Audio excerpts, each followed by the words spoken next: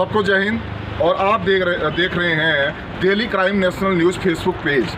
जैसा कि आपको विदित है कि तकरीबन 3 हफ्ते एसीसी कंपनी और अंबुजा कंपनी को तालाबंदी किए हुए हो गया, पर अभी तक कोई भी सकारात्मक पहलू हमारे समक्ष नहीं हाजिर हुआ, सामने नहीं आया है। आपको विदित है कि पिछले कल अपने सिविल सप्लाई कॉरपोरेशन के प्रबंध निदेशक की अध्यक्षता में शिमला में बैठक हुई और उसमें अदानी ग्रुप समूह के प्रबंधक यानी एसीसी और अंबुजा कंपनी के प्रबंधक और साथ में बीडीटीएस और एसपीएक्स और अंबुजा कंपनी के अपने प्रबंधन शिमला में मीटिंग हुई, पर वो भी बेनतीजा रही। हालांकि जो सरकार द्वारा बनाई गई हिमकॉन कमेटी है वो अब तकरीबन 4-5 दिनों में अपनी रिपोर्ट देगी कि जो भी शख्स है वहाँ पे बीडीटीएस प्रबंधन और अपने अंबुजा प्रबंधन और अदानी समूह के द्वारा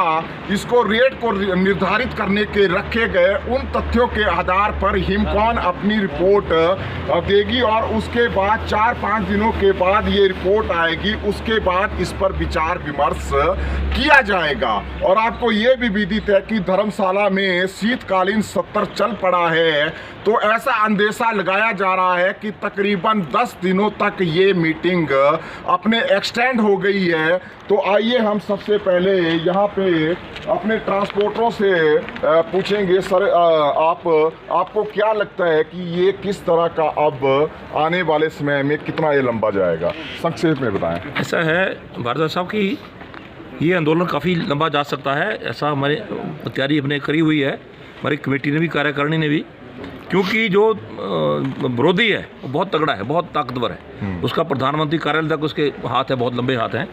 तो हमें तो हमारे सरकार से उम्मीद है कि हमारे जो गरीब लोगों के ऊपर वो दयादृष्टि रखे और लोग लड़ेंगे, अपने हक के लिए लड़ेंगे। जब भूखे मरने की नौबत आएगी तो क्यों लड़ेंगे? तो मतलब लंबे समय तक लड़ना पड़ेगा। जी जी। तो अभी हम अपने बीटीएस प्रबंधन की तरफ भी रुख करेंगे और उनका संज्ञान लेंगे कि कल क्या हुआ।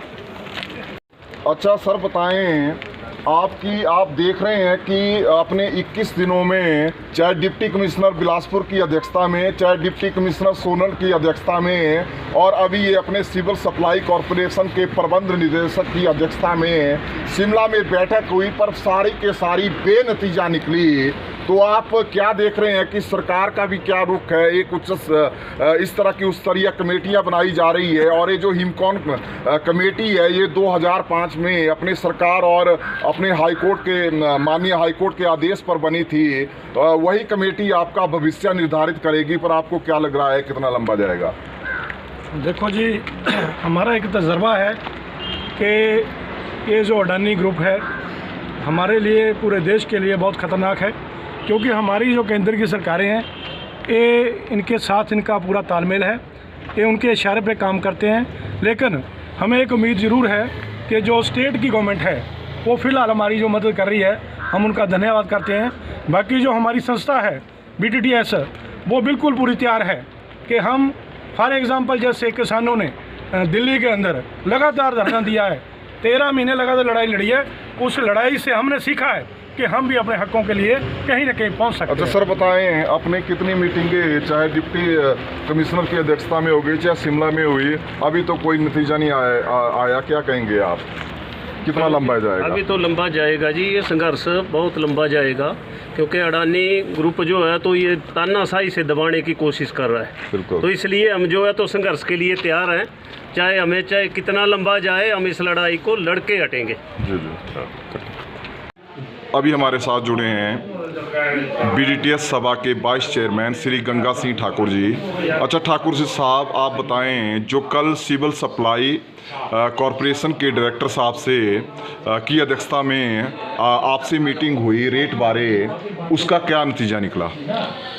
जो हमारी कार्यकारिणी के लोग शिमला गए हुए थे और सिविल सप्लाई के डायरेक्टर लोग, फाइनेंशियल लोग, उनको जो भी हमारे रेट हैं, जो हमारा फार्मूला है, जो चाहे महंगाई भत्ता हो चाहे डीजल हो, उसी हिसाब से उन्होंने अपने हमारे बीडीटीएस के कार्यकारिणी सदस्यों ने उनसे मीटिंग की और दाड़ला के ट्रक ऑपरेटरों ने भी मीटिंग की। उसमें जो चीज़ें हमारी जिस ढंग से बढ़ी हुई है, चाहे उसमें डीजल हो, टायर हो, बैंक फाइनेंसिंग, ड्राइवरों की पेमेंटें, जो भी हो, सभी तथ्य कॉरपोरेशन डायरेक्टर को दिए गए हैं। हो सकता है 7 या 8 तारीख को हमारी दोबारा मीटिंग हुई, उसमें हल निकल जाएगा और फैसला होने की पूरी संभावना है। सरकार भी हमारे साथ है, आम लोग भी, आम ऑपरेटर भी। धन्यवाद।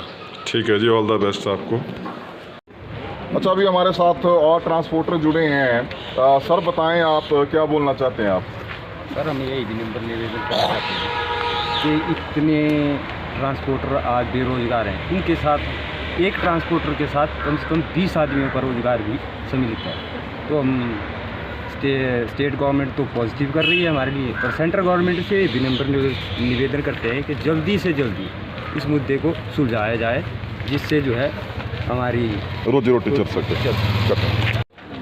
अभी हमारे साथ जुड़े हैं अपने श्यामलाल संधू जी, जो यहाँ पे बतौर ड्राइवर काम करते हैं। और उस्ताद जी बताएं, आप कितना प्रभाव तो आप सभी को पता है कि नकारात्मक ही पड़ा हुआ है, पर किस तरह के लाले पड़ गए हैं और आने वाले समय में आप क्या चाहते हैं? सर देखिए, सबसे पहले तो मैं आपका धन्यवाद करना चाहूँगा समस्त ट्रक ड्राइवरों की तरफ से, ऑपरेटरों की तरफ से, कि जिन्होंने हमारी इस जो आवाज़ हमारी आप बुलंद कर रहे हैं, क्योंकि आज हमें बहुत बड़ी दिक्कत है और दिक्कत तो इससे पहले भी आई है, लेकिन इतनी बड़ी नहीं थी। तो आज देख रहे हैं कि महीना दिन बीत गए हैं और ड्राइवरों को तो मैं कहूँगा कि उनके बच्चों के जो स्कूल जाने के लिए जो हम बस किराया देते थे, वो भी आज हमारे पास नहीं है।